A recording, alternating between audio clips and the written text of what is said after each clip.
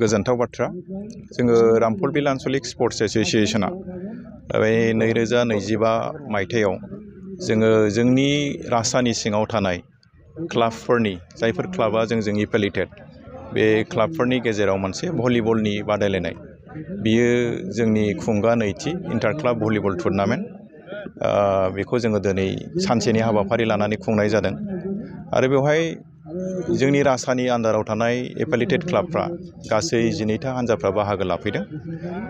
जोङो खोब मोनसे मोजां आसा खालामदों जोंनि गेलेगिरिफ्रा बे हाबाफारिनि गेजेरजों मोनसे थुलुंगानाय मोनगोन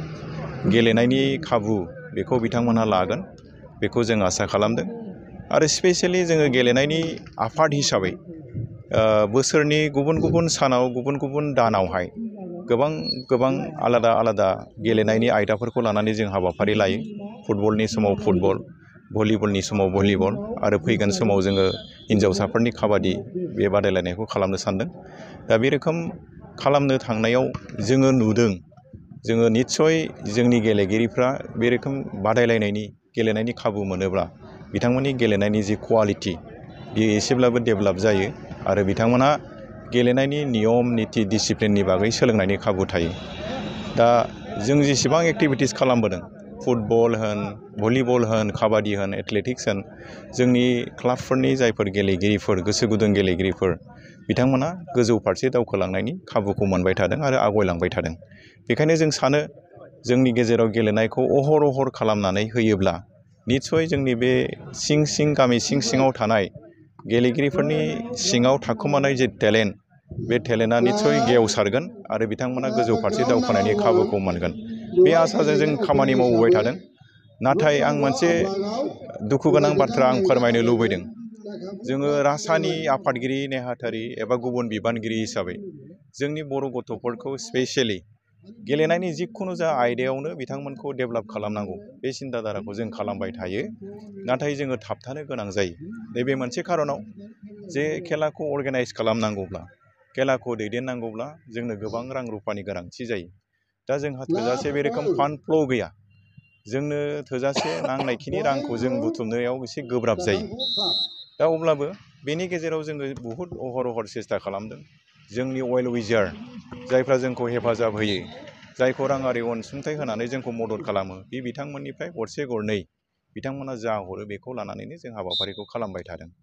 दा आं ओंखायनो खावलायगोन जे गेलेनाया मोनसे जोंनि लाइमोनफोरनि लामा दानायनि एबा केरियार दानायनि मोनसे राहा